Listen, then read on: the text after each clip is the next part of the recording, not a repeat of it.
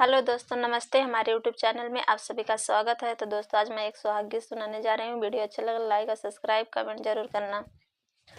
मामा की डरी डरी बोले ले कोई लिया, अरे बोले ले कोई लिया, अरे सुगना बोले ला नोखराई रे लाला नामा, अरे सुगना बोले ला नोखराई रे लाला नामा। पापा की गोदी बैठी बेटी बोलिया बोले ली, बेटी बोलिया बोले, अरे मोरे जोगे बरे खोजी लावरे लाला नामा, अरे मोरे जोगे बरे खोजी लावरे लाला नामा।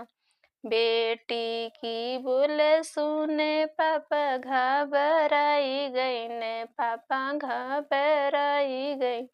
तोरा बारे खोज है तोरा चाचा रे लाला नामा, अरे तोरा बारे खोज है तोरा चाचा रे लाला नामा।